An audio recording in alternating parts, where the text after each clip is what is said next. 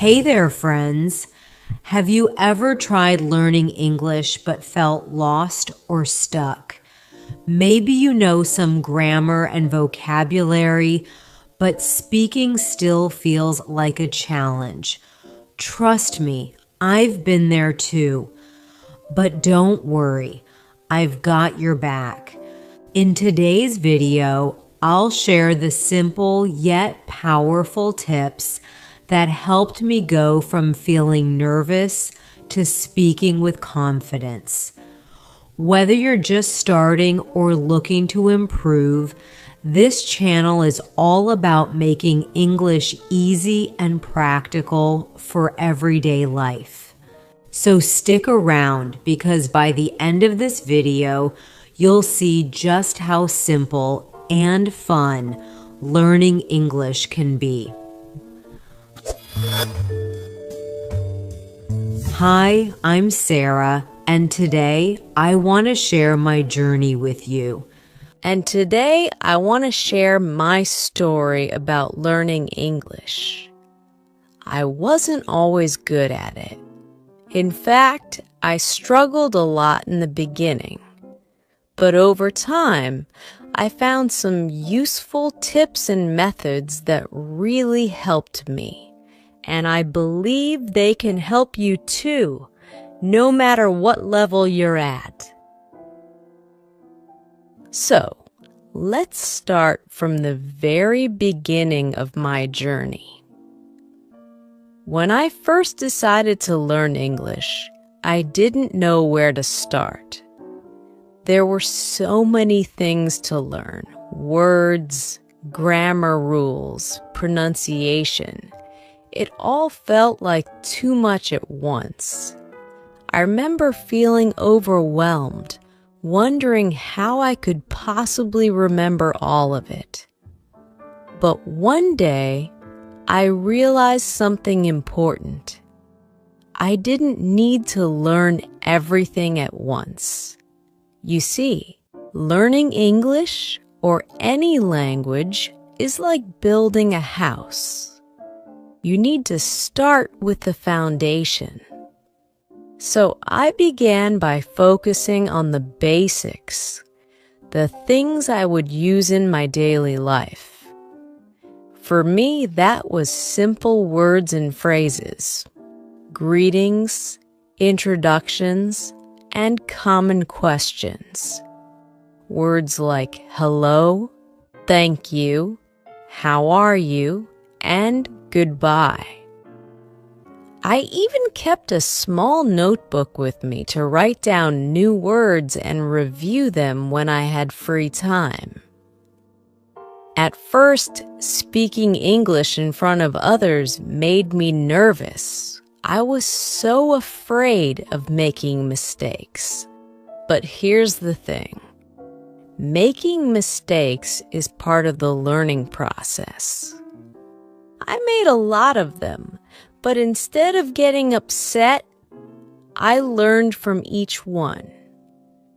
Every time I said something wrong, I just tried again until I got it right. And that's another important tip. Don't be afraid to make mistakes. The more you practice, the better you'll get. One thing that helped me a lot was listening to English as much as I could. I used to think I needed to understand every single word, but that's not true. Just listening regularly to English, whether it's music, TV shows, or podcasts, helps your brain get used to the language. For example, I used to listen to a radio show from London while commuting to work here in Edinburgh. At first, I didn't understand everything. But over time, my listening skills improved without me even realizing it. Here's a tip that made learning more enjoyable. Find something you love in English. For me, it was TV shows. I started watching a series I liked with subtitles in my own language. After a while, I switched to English subtitles. Finally, I tried watching it without any subtitles at all. It was hard, but it helped a lot. And because I was watching something I enjoyed, it didn't feel like studying. It felt like fun. Another thing I struggled with was pronunciation. Sometimes I knew the words, but people still couldn't understand me because I didn't pronounce them correctly. It was frustrating, but I found a solution. I started practicing out loud, even if I was just talking to myself. I would say new words over and over again until they sounded right. I also used online dictionaries with audio, so I could hear how the words were supposed to sound. This was especially useful when I learned words that sounded very different from how they were spelled. And now, let's talk about grammar. Oh, grammar was tough for me. At first, it felt like a huge mountain to climb. I couldn't remember all the rules, and I kept mixing them up. But then I realized something important. You don't need perfect grammar to communicate. Grammar is important, yes, but don't let it stop you from speaking. It's okay to make small mistakes as long as people understand you. So I focused on getting my point across. And as I got more comfortable, I slowly improved my grammar. I also started reading in English. At first, I read children's books because they were simple and had pictures to help me understand. Then I moved on to short stories, and eventually, I started reading online articles.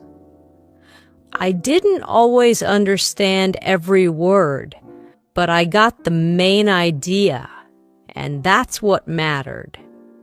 Reading helped me learn new words in context, which made it easier to remember them later. One of the most important things I learned was consistency. If you want to improve your English, you need to practice regularly. I set a goal to practice at least 15 minutes every day. Some days I did more, and some days I did less.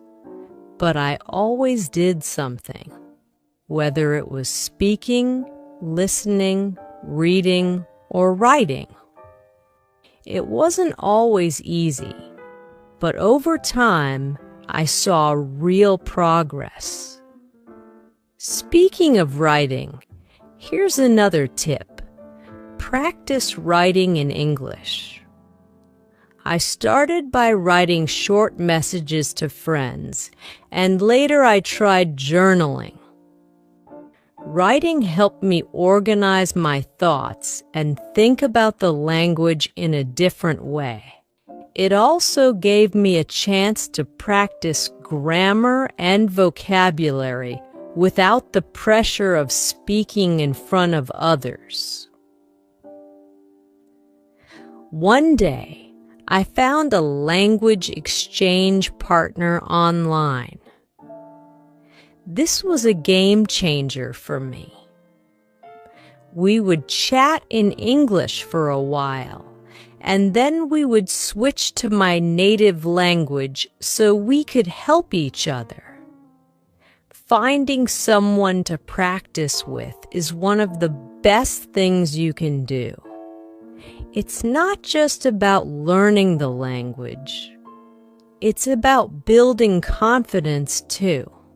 The more you practice with someone else, the easier it becomes to speak in real-life situations. Another tip that worked for me was labeling things around my house with sticky notes. I wrote the English words for everyday objects like table, door, and fridge, and every time I saw them, I would say the words out loud. It may seem like a small thing, but these little reminders help me learn vocabulary without even realizing it. And here's something else that really helped: thinking in English. At first, I always thought in my own language and then translated it in my head. But this took too long, and I often got stuck trying to find the right words. So I started trying to think directly in English, even if it was just simple thoughts like, I'm hungry, or I need to go to the store. The more I did it, the easier it became, and soon I didn't have to translate everything in my head anymore. One important thing I learned along the way was to ask questions whenever I didn't understand something. In the beginning, I was shy and didn't want to seem dumb, but I realized that asking questions is the best way to learn. Whether it was about a word, a phrase, or a grammar rule, I asked my teacher, friends, or even people online. The more questions I asked, the more confident I became in using the language. Let me share a funny moment from my early days of learning English. I was practicing with a friend, and after we ate a big meal, I wanted to say, I'm full, but instead I said, I'm fool. My friend burst out laughing, and I had no idea why until they explained the difference between full and fool. At first, I was embarrassed, but then I laughed too. And that's another tip. Laugh at your mistakes. If you take everything too seriously, it's easy to get discouraged. But if you can laugh and learn from it, you'll feel more relaxed and confident. Finally, remember to be patient. Learning a language takes time, and there will be moments when you feel frustrated or stuck. I remember feeling like I wasn't improving fast enough, and there were days when I wanted to give up. But I reminded myself that learning English isn't a race. Everyone learns at their own pace, and it's okay if it takes time. So to sum up, learning English has been a challenging but rewarding journey for me. I used a combination of listening, speaking, reading, writing, and consistent practice to improve. I made mistakes, asked questions, and found ways to make learning fun. Most importantly, I never gave up, and neither should you, whether you're just starting or you've been learning for a while. Remember that every step you take brings you closer to your goal. Now it's your turn to put these tips into practice. Don't be afraid to make mistakes, ask questions, and find ways to enjoy the process. With time and effort, you'll get better, just like I did. When I first started learning English, I had to remind myself that it's okay to take time. There were moments when I felt stuck, like I wasn't making any progress. I'd study hard, but still feel like I wasn't getting anywhere. However, I soon realized that even small steps, like understanding a new word or having a short conversation without getting nervous, were still progress. Sometimes, the progress was so small that I didn't even notice it right away, but it was there.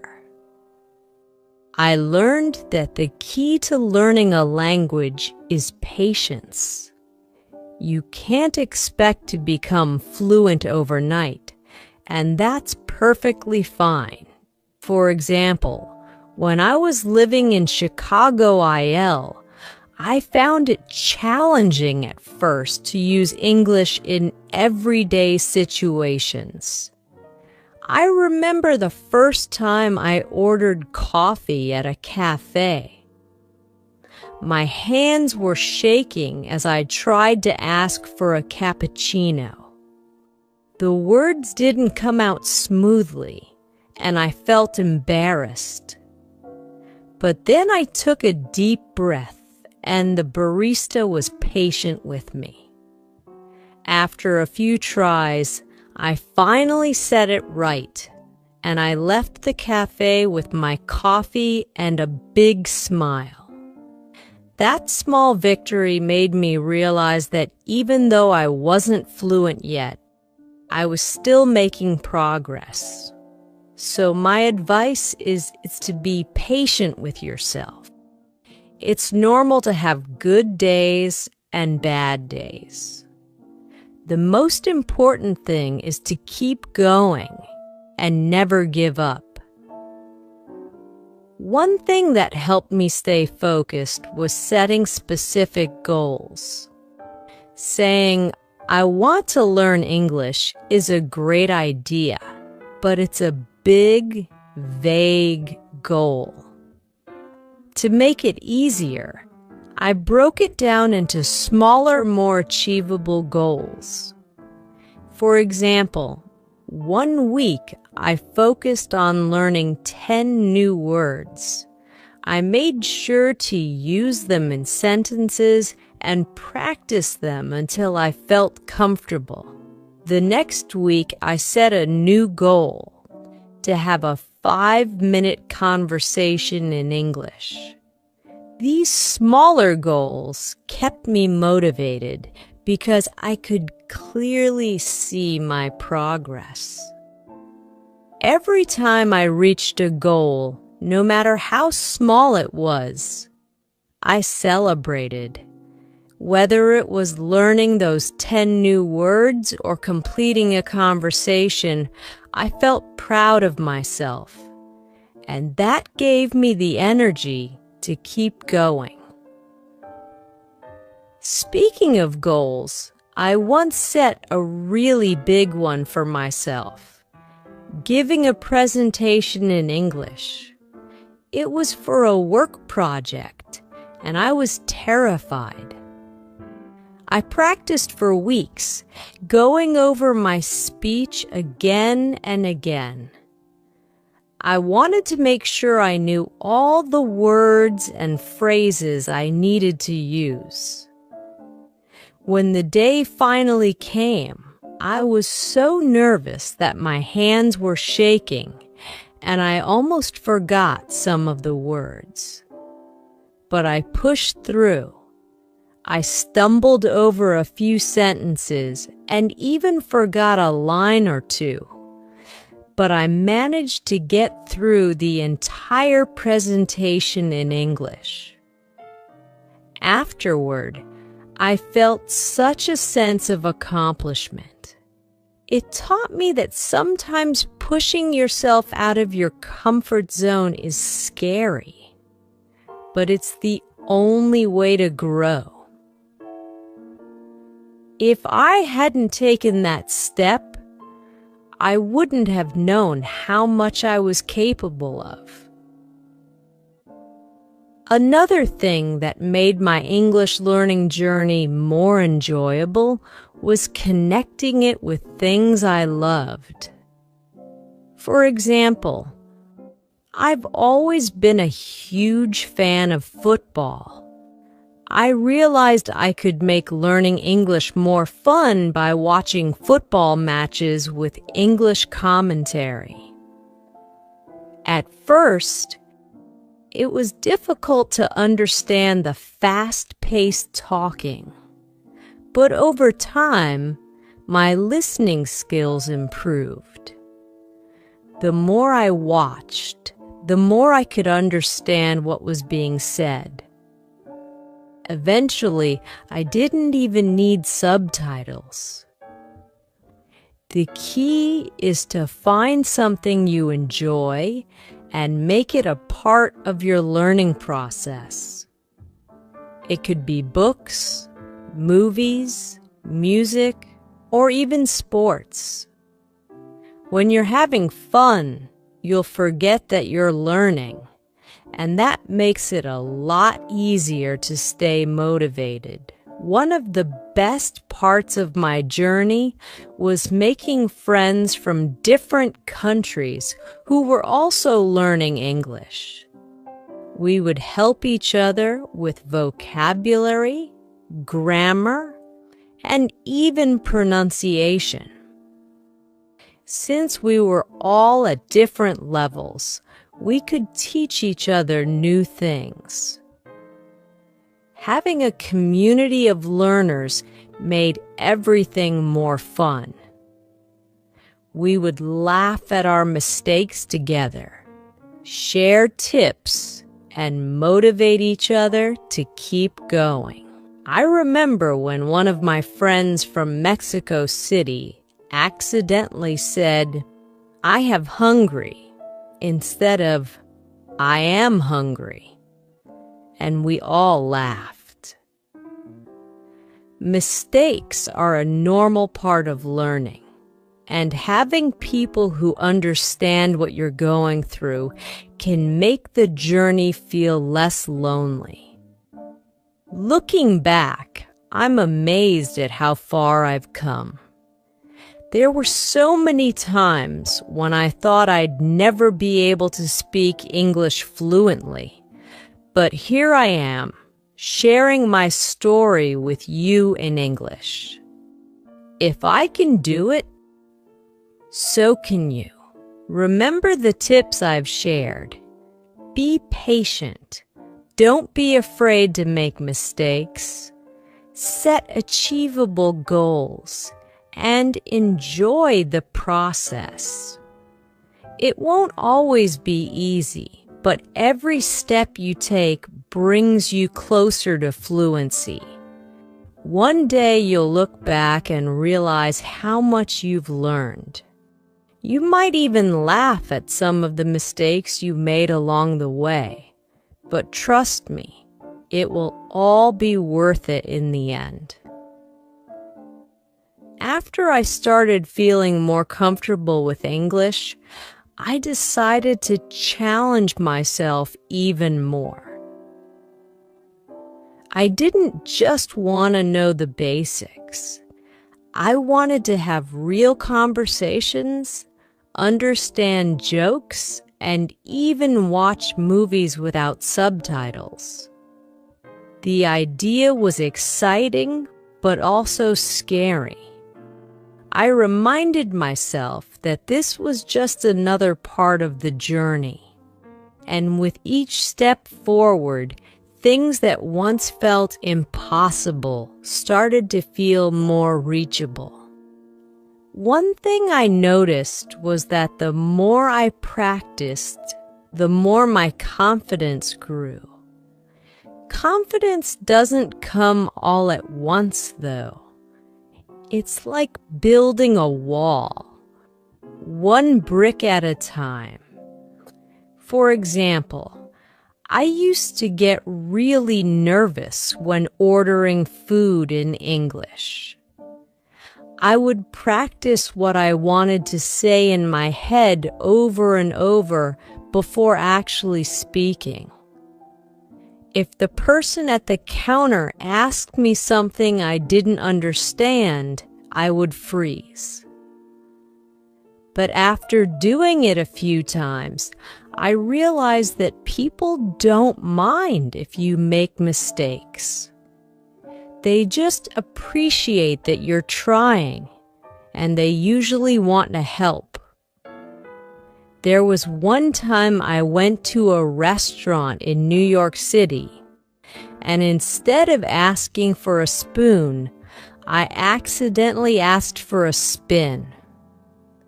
The waiter looked confused, and I quickly corrected myself. We both laughed, and I realized that making mistakes isn't the end of the world. From then on, I stayed more relaxed when speaking English. If you're too stressed, it's hard to focus. But if you stay calm, your conversations will go much smoother. Another thing that helped me a lot was practicing with native speakers. I was lucky enough to have a friend who spoke English fluently, and they were always very patient with me. We would hang out, and whenever I made a mistake, they would gently correct me without making me feel bad. If you don't have a native speaker to practice with, don't worry.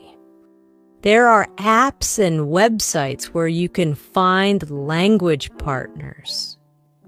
This really helped me improve because I was hearing real, natural English with all the slang, expressions, and idioms that you can't always find in textbooks. Speaking of idioms, I remember the first time I heard someone say, "It's raining cats and dogs." I was so confused. I thought they meant actual cats and dogs were falling from the sky. Of course, I later learned that it's just an expression that means it's raining heavily. Idioms like this can be tricky at first because they don't always make sense when you translate them directly. But once I started learning and practicing them, I felt like I had unlocked a new level of English. One last thing that really changed my perspective was realizing that English isn't just a subject to study. It's a tool. It's a way to communicate, connect with people, and explore new cultures. When I stopped thinking of English as something I had to study and started thinking of it as something I could use, everything became a lot more interesting. So if you're feeling stuck or overwhelmed, remember that learning English is a journey. It's okay to take your time, and it's okay to make mistakes. Just keep going, set small goals, and enjoy the process. One day you'll be telling your own story in English, just like I am now. Once I began using English as a tool for learning, everything changed. I used to struggle with it, seeing it as something I had to learn because it was necessary.